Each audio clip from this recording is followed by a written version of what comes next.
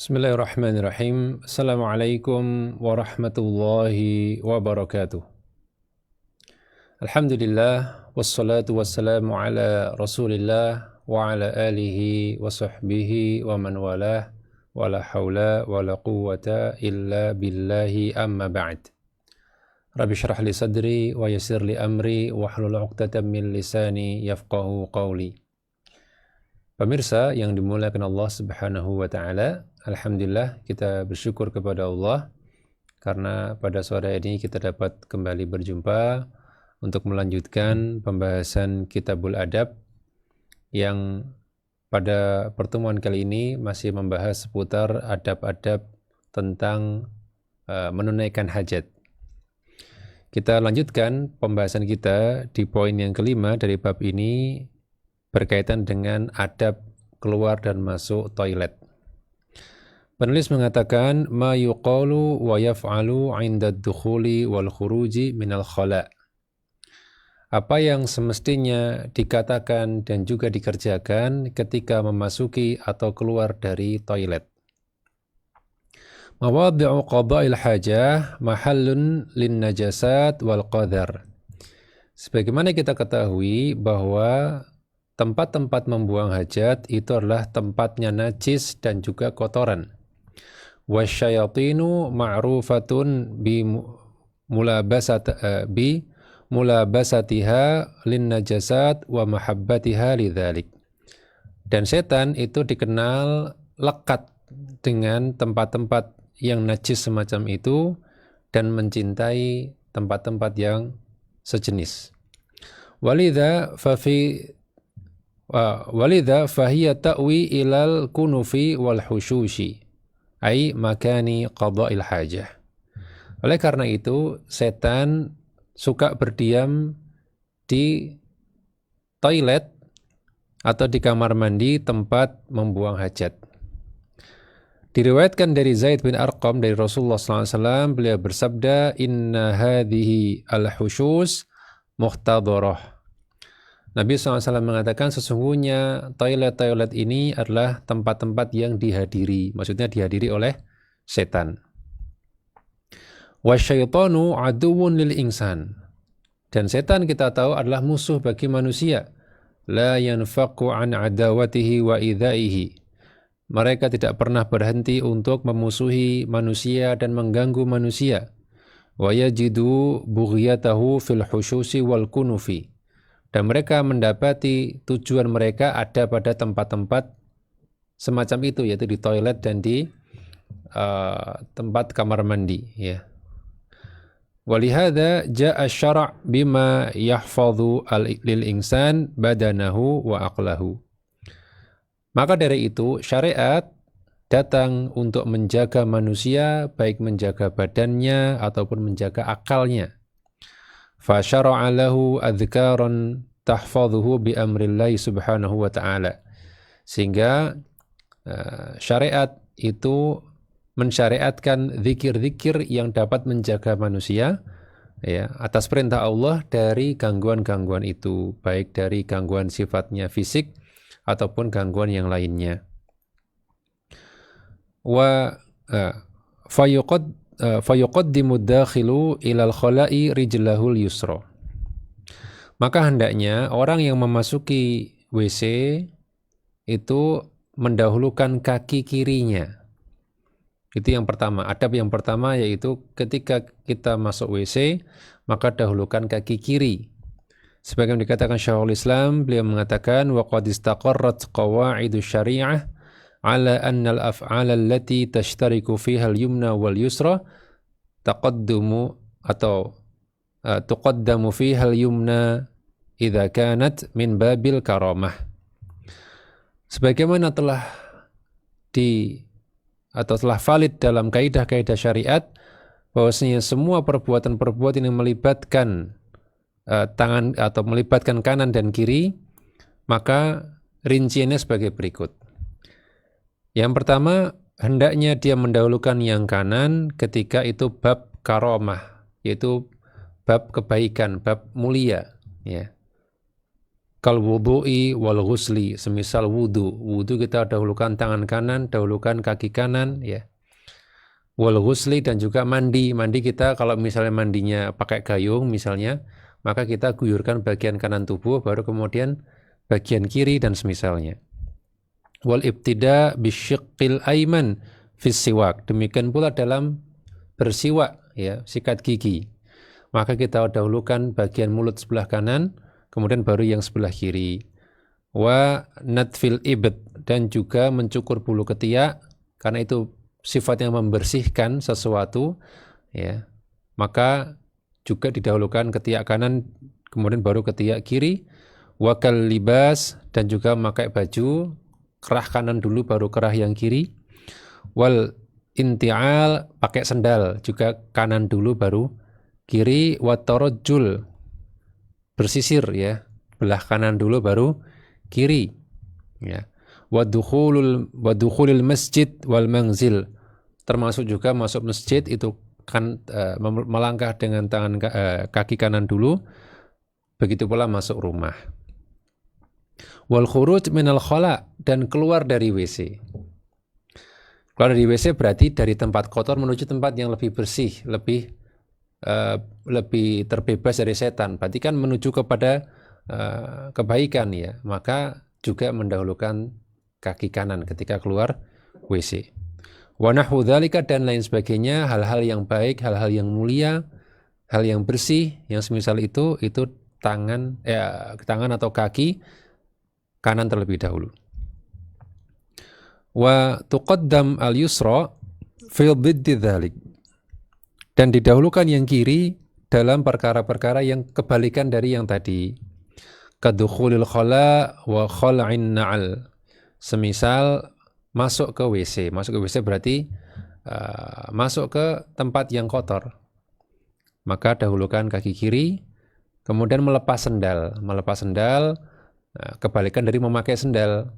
Jadi kalau memakai sendal kanan dulu, melepasnya kiri dulu. Wal khuruj minal masjid, atau keluar dari masjid, keluar dari tempat mulia menuju tempat yang kurang mulia, itu juga kaki kiri terlebih dahulu, ya. Ini kaidahnya. Kayak kalau hal yang baik-baik kanan, hal yang dari yang baik menjadi yang kurang baik misalnya, itu kiri dulu. Wa 'inda dukhulil khala yustahabbu lid-dakhili ay yaqula bismillah. Kemudian adab yang berikutnya, kalau tadi masalah kanan dan kiri, ya. Sekarang berkaitan dengan apa yang disebut ketika kita masuk WC. Ketika masuk WC dianjurkan untuk mengucapkan bismillah dengan nama Allah. Sebagaimana riwayat Ali bin Abi Thalib radhiyallahu anhu bahwasanya Rasulullah SAW bersabda, "Sitru ma bainal jinni wa aurati bani Adam idza dakhala al-kunufi ay yaqula bismillah." Ay idza dakhala al-kunufa kanifa ay yaqula bismillah.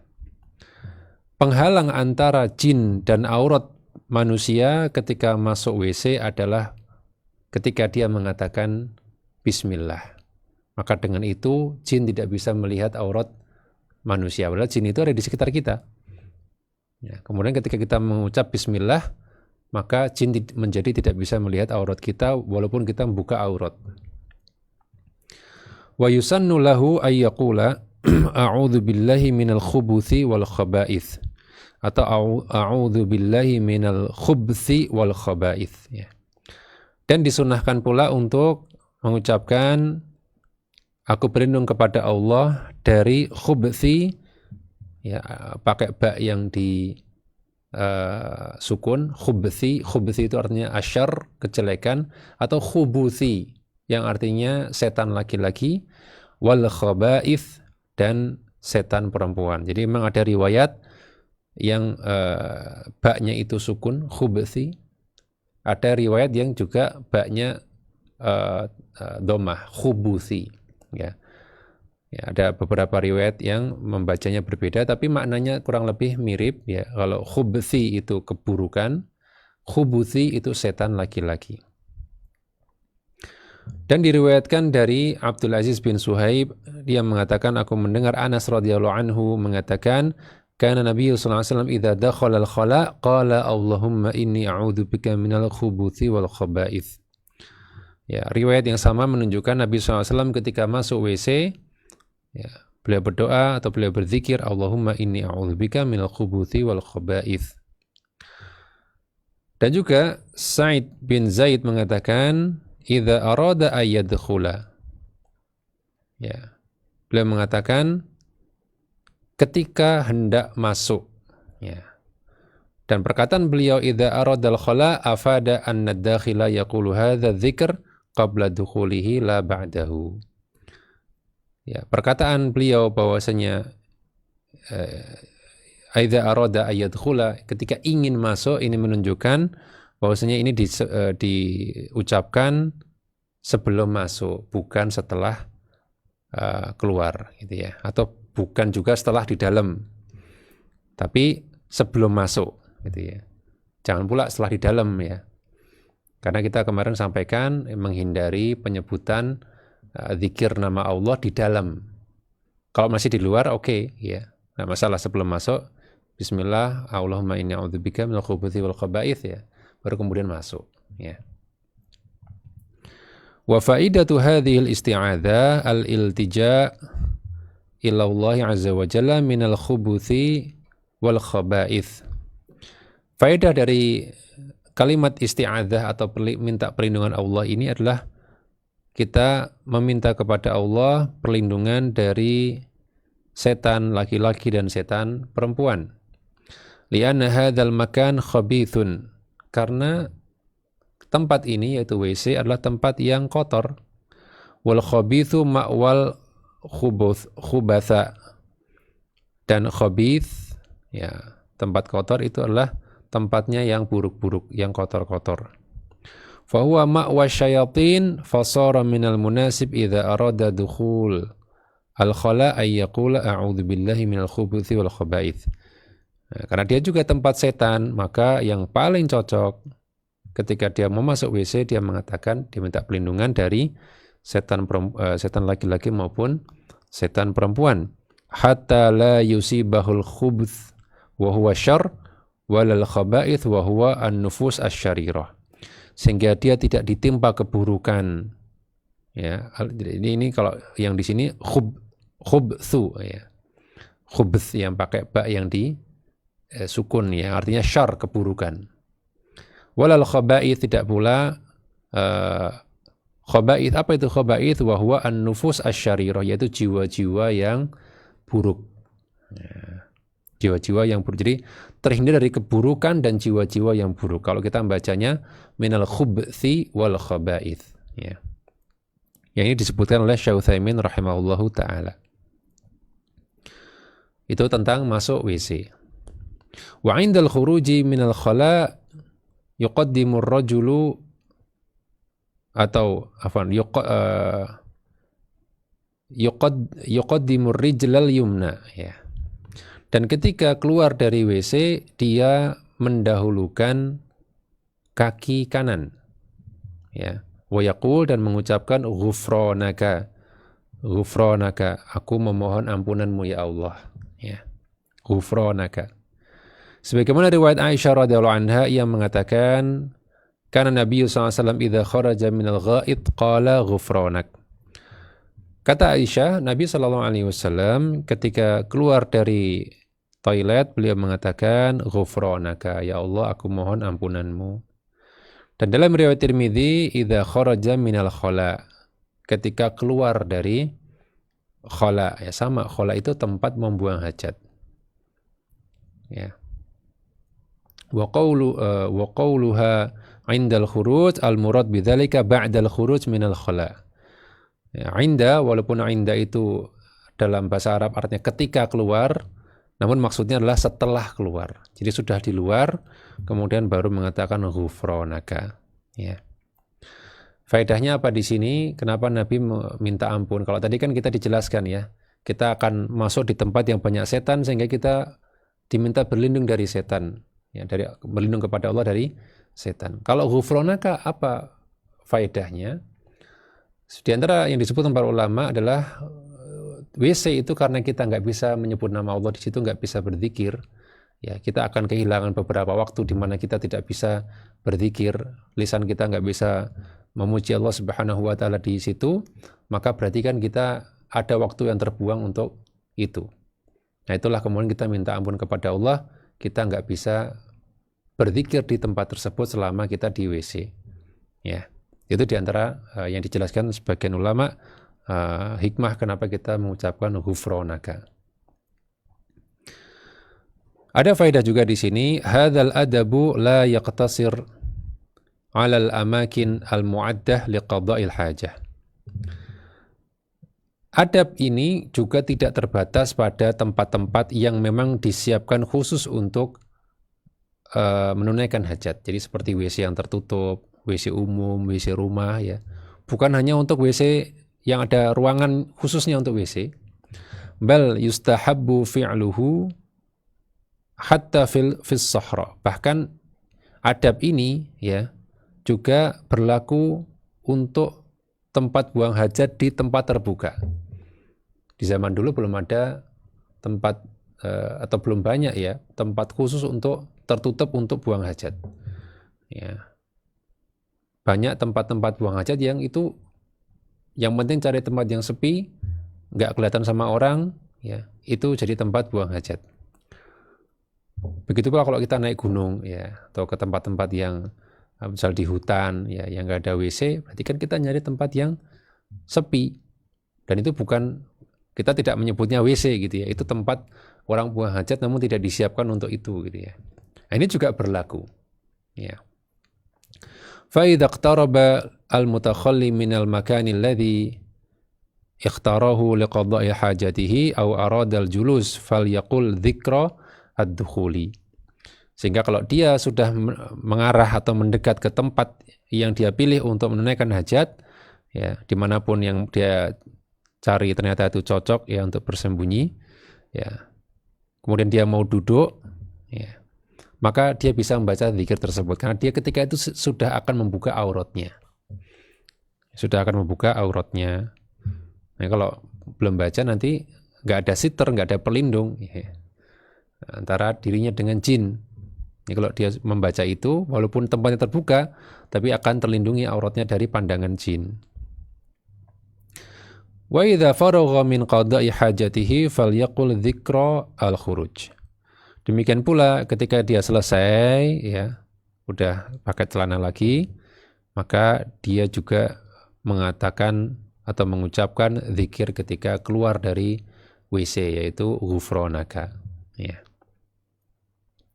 Imam Nawawi mengatakan wa hadzal adab mujma'un ala istihbabihi, dan adab ini telah disepakati kesunahannya oleh para ulama, wala farqa fihi bainal bunyan was sahra wallahu alam, dan tidak ada perbedaan apakah dia di bangunan khusus untuk buang hajat ataukah di tempat terbuka, sama-sama bisa diamalkan adab-adab ini ya. Misalnya mungkin mendekati situ kita mulai melangkah dengan kaki kiri mungkin ya, kemudian kita membaca Allahumma inni a'udzubika minal bismillah Allahumma inni a'udzubika minal khubuthi wal khaba'ith, kemudian kita baru lepas pakaian gitu ya. Taib. Itu berkaitan dengan adab ya, keluar masuk WC atau menuju tempat buang hajat dan pergi dari tempat tersebut. Kemudian yang berikutnya, para pemirsa yang dimuliakan Allah Subhanahu wa taala, adab yang keenam yaitu at-tasattur 'inda qada'il hajah, yaitu menutup diri ketika membuang hajat. Kalau tadi kan adab masuk dan keluar, kalau sekarang adab bagaimana sikap kita ketika buang hajat, yaitu hendaknya kita berusaha menutup diri kita agar tidak terlihat oleh orang lain. Wa huwa adabun nabawiyun, dan itulah adab Nabi. Arsyada ilaihi Rasulullah sallallahu alaihi wasallam ummatahu ila ayyastatiru 'inda qada'i hajatihim. Nabi telah ya membimbing umatnya untuk bagaimana mereka berusaha menutupi dirinya ketika menunaikan hajatnya. Wa dzalika li anna qada'al hajah ya mad'atun ila kashfil aurah.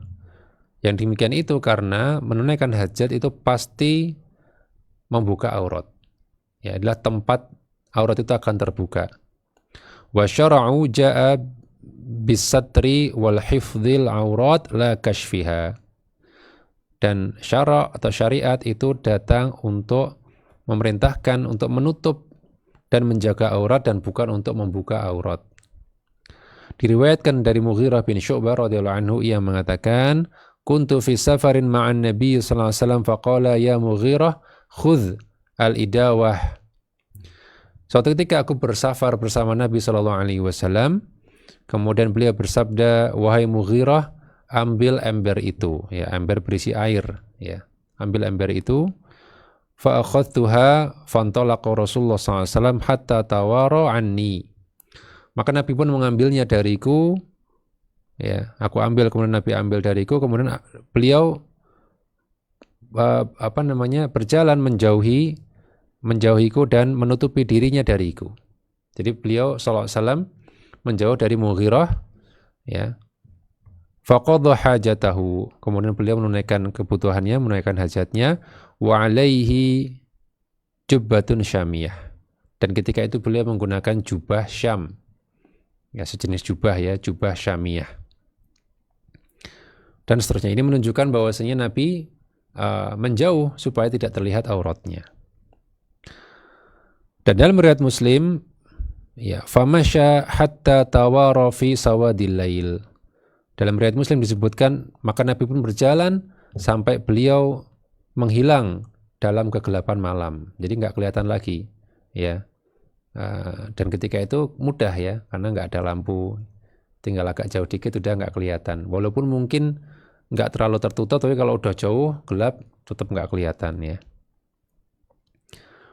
Dan dalam riwayat Ahmad, fantolakna hatta barazna anin nas fanazala an rahilatihi thumma antalaqa fataghayyaba anni hatta ma arah. Dalam riwayat Ahmad disebutkan, kemudian kami pergi sampai kami terpisah dari orang-orang, kemudian beliau turun dari kendaraannya, kemudian pergi, ya, dan menghilang dariku sampai aku tidak bisa melihat beliau. Ya. Ini semua riwayat yang kurang lebih maknanya sama, yaitu menjauh dan gak kelihatan oleh orang.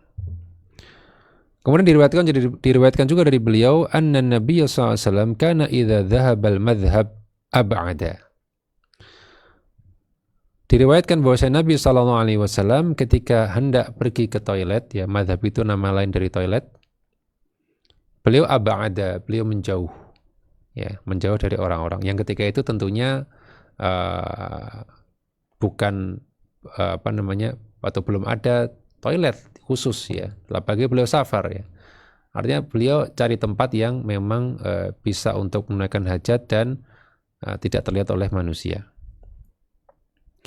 Dan dari Abdullah bin Ja'far radhiyallahu anhu, ia mengatakan, ardafani Rasulullah sallallahu alaihi wasallam dzata yaumin khalfahu. Suatu ketika aku diboncengkan oleh Rasulullah sallallahu alaihi wasallam, ya. Fa asarra ilayya haditsan la uhditsu bihi ahadan minan nas. Maka beliau pun membisikkan kepadaku suatu bisikan yang aku tidak pernah ceritakan itu kepada siapapun, ya. Wa kana ahabbu mastatara bihi Rasulullah sallallahu alaihi wasallam li hajatihi hadafun aw haishu nakhlin. Dan di antara tempat yang Nabi sukai untuk menutupi diri ketika menunaikan hajat adalah hadafun, yaitu dinding, ya, au haishu nakhlin, atau segerombolan pohon kurma. Jadi pohon kurma yang berjajar-jajar sehingga bisa untuk menutupi, bukan satu doang, ya, tapi mungkin 2 atau 3 pohon kurma yang berjajar, ya, yang berdekatan, bergerombol gitu, sehingga bisa dipakai untuk menutupi diri. Itulah tempat favorit Nabi Shallallahu Alaihi Wasallam untuk menunaikan hajat beliau. Atau di balik dinding, kalau ada dinding beliau pasti di balik dinding, ya. Berkata Ibnu Asma fi hadithihi, yani haitu nakhlin, Ya. Dan Ibnu Asma mengatakan yakni haid nahlina itu pagar kurma. Jadi kurma yang disusun untuk sebagai pagar. Nah, itu di situ juga Nabi suka menunaikan hajat di tempat semacam itu. Imam Nawawi rahimahullah mengatakan wa fi hadzal hadits min al-fiqhi istihbabu istitar 'inda qada'il hajah bihaid ya au hadafin au wahdatin au nahwi dzalik. Dan dalam hadis ini terdapat faedah fikih, yaitu dianjurkan untuk menutupi diri ketika menunaikan hajat dengan haid, yaitu dengan penghalang atau tembok, ya, atau wahdah, yaitu semacam cekungan, tanah cekung. Jadi kalau ada misalnya sesuatu yang tanah yang agak menurun ke bawah, cekung sehingga orang nggak bisa lihat juga, maka ini juga termasuk di antara tempat yang bisa dipakai untuk buang hajat. Bihaitsu yaghibu jami'u syakhsil insan an a'yunin nadhirin, yaitu tempat-tempat yang memungkinkan seluruh tubuh itu bisa tidak terlihat. Jadi kalau bisa bukan masih terlihat sebagian ya, masih lihat kepalanya gitu. Kan orang jadi penasaran gini. Nah, kalau bisa seluruh jami'u syakhsil insan, semua sosoknya itu tertutupi dari pandangan orang yang memandang wa hadhihi sunnatun muta'akkidah wallahu a'lam. Inilah sunnah yang sangat ditekankan dalam buang hajat. Ya. Ini kalau kita bicara apa? Tempat-tempat yang bukan khusus untuk buang hajat. Bukan WC, bukan toilet di zaman sekarang, tapi kalau kita di luar, ya kita menjauh ke tempat yang tidak bisa dilihat oleh orang-orang. Wal mutakhalli fil bunyan qad kufiya masyaqqat taharruzi min kashfil aurah. Adapun orang yang buang hajat di bangunan, di suatu bangunan khusus, ya di ruang khusus yang memang dibangun untuk WC, qad kufiya telah dicukupkan, telah dimudahkan, tidak ada kesulitan untuk menghindari terbukanya aurat karena ada pintunya gitu ya. Enggak masalah, liwujudil marafiq wal marahid al mustawrah ya, atau al masturah ya, yaitu karena adanya fasilitas ya yang bisa menutupinya. Falillahil ham wal minna ala taisirih, dan segala puji bagi Allah dan anugerah Allah atas kemudahan yang Allah berikan di zaman sekarang ketika toilet itu sudah dimudahkan ya. Kita mau ke terminal juga ada toilet ya, di bandara dimanapun ya, mungkin bahkan di tempat-tempat umum pun ada toilet umum. Ini kita bersyukur kepada Allah karena dimudahkan. Kita nggak perlu nyari lagi tempat-tempat yang sepi untuk kemudian pipis di situ ya. Ini kita bersyukur. Faidatun, ada faidah. Yang bagi 'alal mutakhalli fi as-sahra alla yarfa'a thawbahu qabla ayyadnuwa minal ard. Hendaknya orang yang buang hajat di tempat lapang ya, di tempat terbuka, hendaknya dia tidak mengangkat bajunya sebelum dia mendekat ke tanah. Jadi jangan belum nyampe atau baru mendekati sudah buka. Tapi betul-betul sudah sampai di tempatnya baru dibuka. Ya, atau pas turun sambil buka gitu ya. Kalau dia pakai gamis misalnya ya.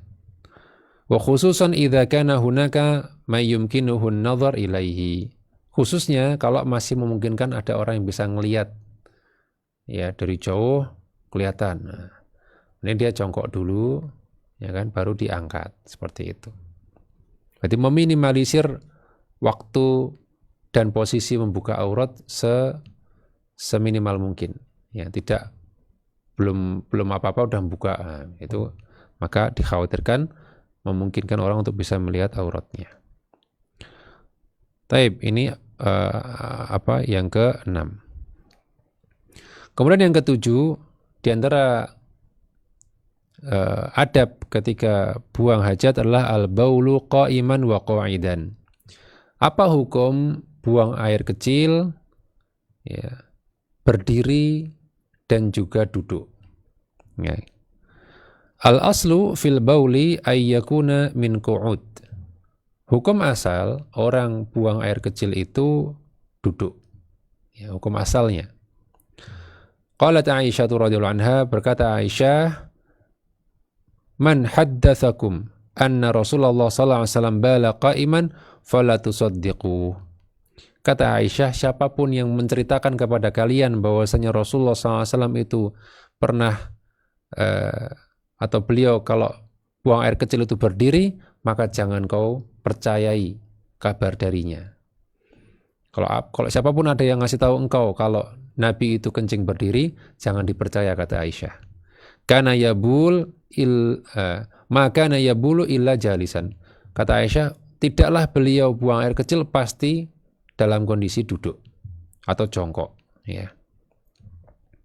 Wa dzalika li annal ba'il qa'iman la yaslamu 'adatan min talawwuthin fi badanihi wa thawbihi. Yang demikian itu karena orang yang buang air kecil dalam kondisi berdiri, maka dia tidak selamat pada umumnya dari percikan najis ke badannya atau ke bajunya. Secara umum, orang kalau kencing berdiri, ya, kemudian yang tempat kencingnya itu juga suatu tanah yang mungkin keras, ya, yang tidak menyerap tetesan air, ya, tapi dia sifatnya malah ya memantulkan air, ya, secara umum tidak akan selamat dari percikan kalau orang kencing berdiri, baik itu ke badannya atau ke bajunya. Walakin in da'atil hajah il bauli qa'iman fala ba'sa bidzalik.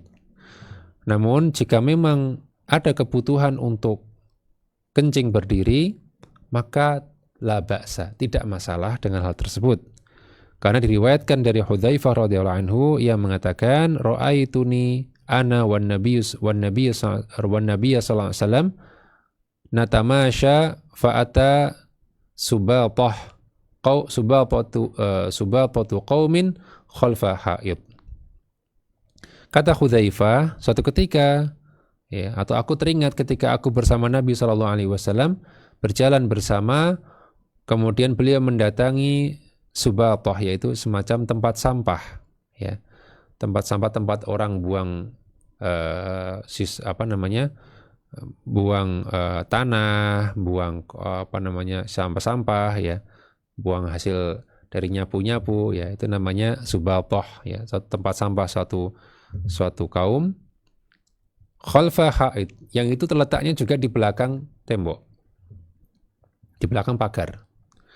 Faqama kama yaqumu ahadukum fabala fantabadtu minhu. Maka beliau pun kemudian berdiri sebagaimana berdirinya kalian, kemudian beliau buang air kecil, kemudian aku pun menjauhi beliau. Nah, beliau tahu adabnya, kalau Nabi mau pipis masa ya dideketin, ya. Beliau menjauh dari Nabi SAW. Fa asyara ilayya, maka beliau pun memberi isyarat kepadaku. Faji'tuhu, maka aku mendatangi beliau. Faqumtu inda aqibihi hatta faragha, maka aku pun berada di belakang beliau, ya, sampai beliau selesai. Jadi tentunya Hudzaifah tidak melihat Nabi, ya, tapi beliau di belakang Nabi dan menghadap sisi yang lain. Tetap nungguin Nabi, tidak jauh dari Nabi, tapi menjauhi Nabi menunggu Nabi SAW sampai selesai. Wala munafata baina hadithi Hudzaifah wa baina qauli Aisyah radhiyallahu anhuma. Dan tidak ada pertentangan antara hadis Hudzaifah dengan perkataan Aisyah. Karena Aisyah tadi mengatakan apa? Kalau ada yang cerita kepadamu bahwa Nabi kencing berdiri, jangan percaya. Nah, berarti jangan percaya Hudzaifah, kan gitu. Jangan percaya Hudzaifah. Hudzaifah menceritakan Nabi kencing berdiri. Berarti ada munafah, ada saling menafikkan ini, gitu ya. Tapi kata penulis di sini nggak ada munafah, nggak ada pertentangan.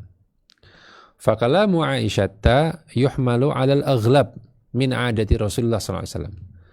Yang disebutkan Aisyah itu adalah al-aghlab, yaitu kebanyakan atau keumuman Nabi kalau buang air kecil ya duduk. Ya. Kebiasaan Nabi itu duduk, meskipun tidak selalu, tapi kebanyakan yang menjadi kebiasaan pada umumnya adalah Nabi duduk. Wa qulna dzalika li thubuti baulihi qa'iman sallallahu alaihi wasallam, dan kami katakan demikian karena terdapat riwayat yang valid bahwasanya Nabi memang pernah kencing berdiri, ya memang pernah buang air kecil berdiri. Dan dalam kaidah di antara kaidah usul fikih adalah yang menetapkan didahulukan daripada yang menafikan. Ya misalnya ada yang mengatakan aku nggak pernah lihat dia begini. Tapi ada yang lain yang mengatakan, misalnya sahabat misalnya aku nggak pernah lihat Nabi begitu misalnya. Ya, tapi ada sahabat yang kemudian mengatakan yang lain, aku pernah melihat Nabi demikian. Maka yang menetapkan ini didahulukan daripada yang menafikan. Yang menafikan memang dia nggak pernah. Tapi apakah dia selalu bersama Nabi? Kan enggak. Ya, mungkin pas dia nggak bersama Nabi, ini yang lagi bersama Nabi melihat Nabi demikian, sehingga yang dijadikan patokan adalah yang menetapkan. Yang menafikan, ya dia bukan berarti bohong, tapi sepanjang yang dia lihat, memang dia tidak pernah melihat Nabi seperti itu. Nah, ini yang di satu kesempatan melihat Nabi demikian. Jadi mudah untuk bisa menggabungkan riwayat yang semacam ini. Wa hamalal ulama'u baulan Nabi SAW qa'iman ala anna dzalika li bayanil jawaz. Dan para ulama membawa riwayat tentang Nabi buang air kecil berdiri, bahwasanya itu untuk menjelaskan bolehnya. Nabi SAW kadang melakukan sesuatu itu diperlihatkan kepada para sahabat untuk menunjukkan bahwa hal itu boleh. Sama seperti misalnya minum berdiri. Ya, di antara penjelasan ulama kan, sebagaimana kita pernah bahas ketika membahas adab makan minum kan, sebagian ulama ada yang mengatakan, kenapa Nabi melarang berdiri tapi Nabi sendiri berdiri, berarti kita bawa larangan tersebut kepada bisa jadi kepada makruh, atau bisa jadi ya secara umum yang lebih afdal adalah duduk, namun pas Nabi berdiri, minum berdiri itu Nabi ingin menunjukkan bahwasanya berdiri pun kalau memang ada kebutuhan itu dibolehkan. Ya. Au annahu kana fi makanin la yastati'u ma'ahu al-baul jalisan, atau itu memang tempat yang memang tidak memungkinkan untuk buang air kecil dengan duduk. Dan banyak tempat-tempat semacam ini, tempat yang kita nggak bisa untuk kemudian duduk, ya misalnya urinoir, ini kan nggak bisa. Cuman urinoir ini punya masalah juga, nanti akan kita bahas ya. Yang jelas kita kalau tempat-tempat yang memang cocoknya berdiri, ya berdiri aja. Ya. Kalau untuk duduk malah jadi susah. Ya.